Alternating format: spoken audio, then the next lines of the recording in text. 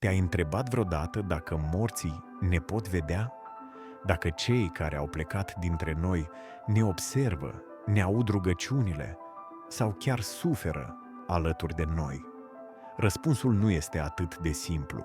Biblia oferă indicii, povești și înțelepciune care ne pot schimba complet înțelegerea despre legătura dintre lumea celor vii și lumea celor morți.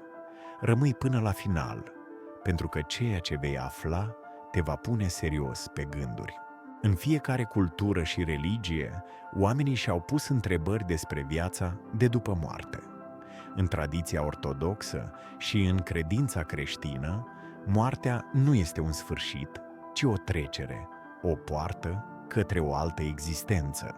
Dar ce spune Scriptura despre capacitatea celor morți de a percepe sau de a interacționa cu cei vii? În Eclesiastul, capitolul 9, versetele 5 și 6, găsim un adevăr greu de ignorat. Cei vii știu că vor muri, dar cei morți nu știu nimic. Și dragostea lor, și ura lor, și pisma lor au pierit de mult. Aceste cuvinte par să indice că, odată trecut pragul morții, omul nu mai are legătură conștientă cu lumea noastră. Dar este acesta un adevăr definitiv sau doar o imagine parțială? Sunt multe episoade în Biblie care par să contrazică această afirmație. Să ne amintim de pilda bogatului nemilostiv și a lui Lazar.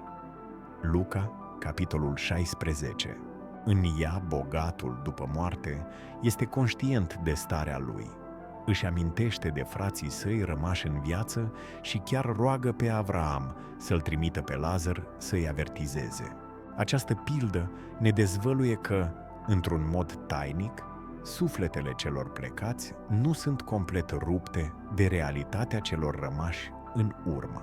Totodată, în cartea Apocalipsei, capitolul 6, versetele 9 și 10, ni se spune că sufletele celor martirizați strigă către Dumnezeu de sub altar, cerând dreptate pentru sângele lor vărsat.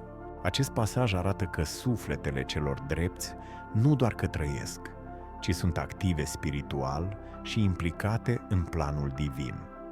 Totuși, Biblia avertizează foarte clar împotriva încercărilor de a comunica cu morții.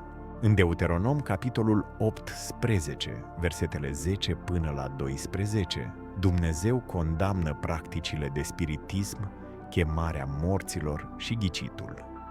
Nu pentru că ar fi doar iluzii, ci pentru că sunt porți periculoase către influențe demonice. Când omul se deschide către lumea celor morți prin mijloace oculte, riscă să fie înșelat de duhurile celui rău. Dar atunci, cum rămâne cu visurile în care ne apar cei dragi? Cu senzațiile inexplicabile că suntem urmăriți sau protejați de cineva nevăzut? Înțelepții bisericii spun că Dumnezeu poate îngădui, în cazuri rare, apariții sau semne din partea celor adormiți, dar întotdeauna pentru întărirea credinței, niciodată pentru curiozitate sau distracție. Sfântul Ioan Gură de Aur subliniază că sufletele celor drepți sunt în mâna lui Dumnezeu și că, deși nu se întorc printre cei vii, pot mijloci pentru noi dacă le cerem ajutorul în rugăciune. În acest fel, relația nu este una de vedere propriu-zisă, ci de comuniune spirituală în Hristos. În Vechiul Testament, regele Saul a căzut în păcat atunci când a cerut unei vrăjitoare să-i aducă spiritul profetului Samuel.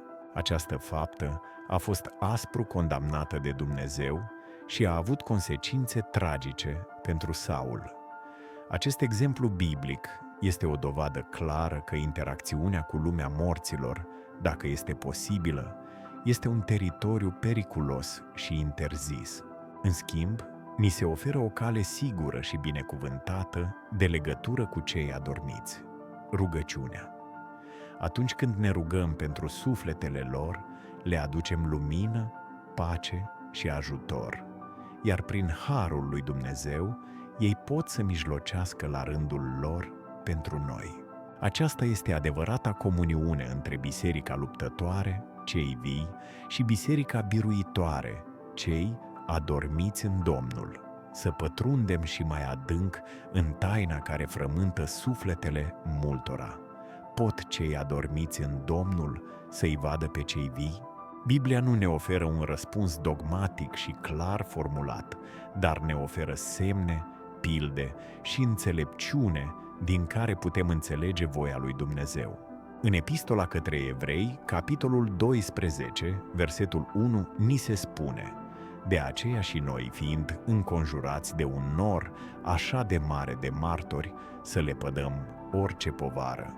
Acest nor de martori este deseori interpretat de Sfinții Părinți ca fiind sufletele sfinților, martirilor și ale celor drepți care din ceruri privesc la viața noastră, ne încurajează și ne slujesc drept exemple vii de credință.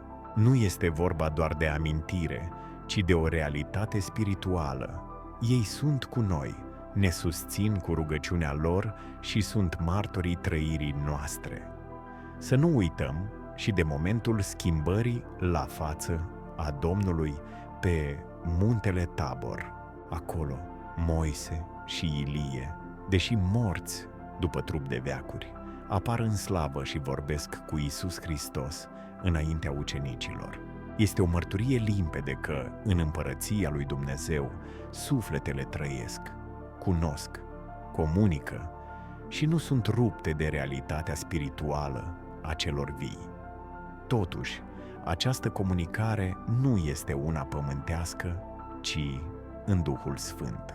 Mai mult decât atât, în Evanghelia după Matei, capitolul 27, citim că la moartea lui Hristos, mormintele s-au deschis și multe trupuri ale sfinților adormiți s-au sculat și au intrat în cetatea sfântă și s-au arătat multora.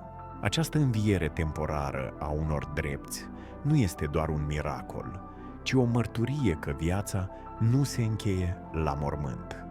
Iar legătura dintre cele două lumi este reală, dar, atenție, rânduită de Dumnezeu, nu de oameni. Cu toate acestea, Biserica ne învață cu tărie să nu căutăm noi înșine astfel de vederi sau semne din partea celor adormiți. Nu ne este îngăduit să chemăm sufletele morților, nici să cerem vise sau semne. Asemenea practici sunt apropiate de ocultism, iar duhurile înșelătoare pot lua chipul celor dragi, tulburând sufletul omului credincios. Sfântul Antonie cel Mare spunea: dacă îți apare cineva în vis și îți vorbește cu mândrie, cu tulburare sau cu frică, să știi că nu este de la Dumnezeu.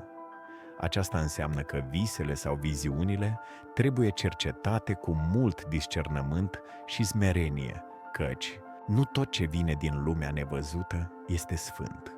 În același timp, rugăciunea pentru morți rămâne una dintre cele mai frumoase și profunde forme de legătură între cele două lumi. Când aprindem o lumânare, când rostim numele celor adormiți la Sfânta Liturghie sau când citim acatiște pentru sufletul lor, noi nu doar ne rugăm, noi iubim, iertăm, ne unim cu ei în Hristos. În vechile tradiții ale bisericii, pomenirea morților este mai mult decât un ritual. Este o expresie vie a credinței în înviere și a comuniunii sfinților. Prin rugăciunea bisericii, sufletele celor adormiți se apropie mai mult de lumină, iar cei vii dobândesc pace, binecuvântare și sprijin duhovnicesc.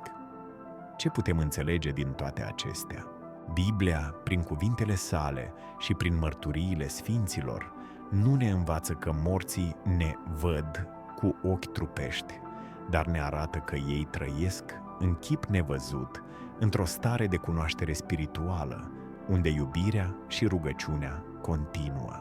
Nu este o vedere omenească, ci o comuniune duhovnicească în taina lui Hristos. Așadar, nu trebuie să ne temem, ci să ne rugăm, să-i pomenim pe cei adormiți cu credință, știind că dragostea nu piere și că în Hristos suntem una, cei de aici și cei de dincolo.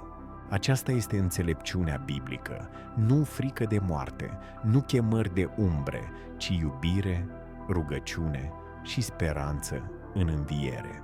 Dacă vrei să cunoști mai multe adevăruri biblice despre viață, moarte și suflet, rămâi cu noi. Abonează-te și deschide inima către lumina cuvântului lui Dumnezeu.